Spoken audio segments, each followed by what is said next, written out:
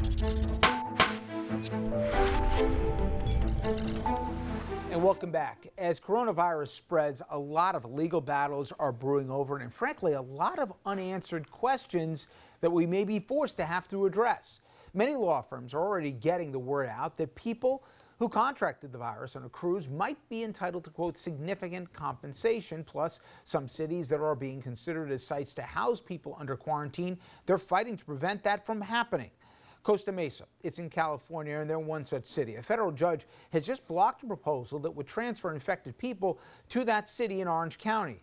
The judge said that she'd reconsider the issue after state and federal authorities provide more details about how the community would be kept safe from the virus, if people are transferred there. And a city in Alabama is also fighting the very same battle. As we know, China, ground zero for the coronavirus. The communist government there has extraordinary powers, as pesky things like human rights and constitutions really don't get in the way. So that enabled China to seal off Wuhan. It is a city of 11 million people, and it also restricted travel for more than 700 million people. That leads me to, I think, a very interesting and a very possible question here.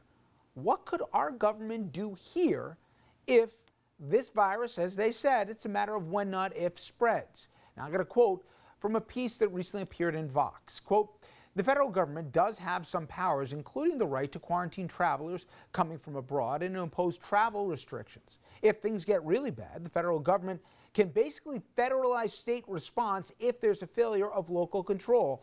That is from Tom Frieden, who's the former director of the CDC. Local governments, they can also cancel public events like sports and concerts. They can close schools if there is a public health crisis. I want to introduce our legal panel. You know the guys, James Kousouros, criminal defense attorney in Manhattan, sitting on the board of directors of the New York City Criminal Bar Association. He also frequently lectures at New York Law School and the bar associations in Queens and New York City, and lectures us here as well. Mayo Bartlett, he's an attorney at the law offices of Mayo Bartlett PLC, former chief of the Bias Crimes Unit at the Westchester County DA's office, and you remember Andrew is here with us. Okay. Not a lawyer, but you play one on TV. Okay. Jimmy, is this, if not uncharted territory, is this a little undefined as to what constitutes a crisis? Who decides? Who can decide how far a government, whether it be state or federal, can impose restrictions? Who is allowed into the country? Who's allowed out of the country? Who's allowed back in? You know, is this stuff codified in law, or is it open-ended that if a president says emergency, that they, with those executive powers that go along with it, can basically do what they see fit? Well, you know, it's two questions. You know, what's happening in Costa Mesa, normally, at least over the last 2 centuries, there are 2 times in particular that something like this happened. It is within the purview of the state to make certain decisions, such as the one that's being made in Costa Mesa. And there are laws that are being followed by the federal judge. There's got to be a compelling interest in whatever action is taken. And then the state is being called upon right now to make a showing as to why this is necessary and the extent to which it may expose residents of Costa Mesa. I understand that this is the second most populated area there to the virus. What precautions, what are the plans that are going to be put in place once these people are brought there? Is there going to be any possibility for interaction with the residents? That's a more limited question. In terms of the federal government taking emergency precautions, I do believe that the federal government does have the power upon a proper showing to take certain actions to avoid this type of epidemic if it is shown to be spreading that way, in terms of limiting travel and so on and so forth, limiting people from coming in, quarantining people who are coming in from areas in which the virus is spreading. So there is case law and there is precedent. And I remember, if folks may remember this too, when there was the bird flu and the real concern about the possible spread of it, that they were talking about commandeering stadiums and basically using those as giant triages.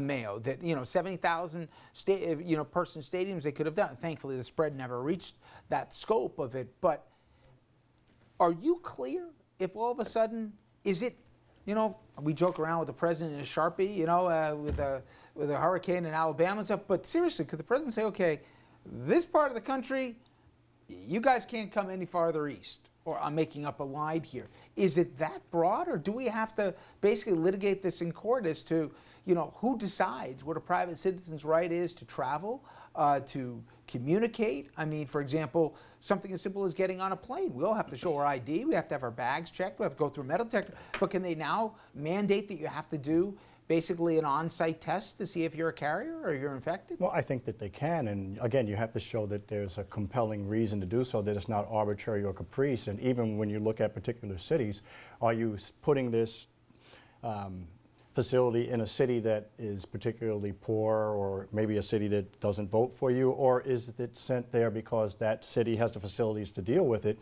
Are there better places to put it? I have a whole other issue, which is, how do we deal with states? Let's assume that Wyoming says, hey, we're not accepting people coming in here from California. So now at this point you have a direct conflict with the federal law in terms of the Commerce Clause. So you're going to have a lot of different things we have to deal with, but ultimately it should come down to whether it's a reasonably logical step to prevent a health crisis. A couple of notes on the political front. If the president declares a national emergency, or even if the health officials declare a medical emergency, Congress can take action. They can reject that with a majority vote in both chambers.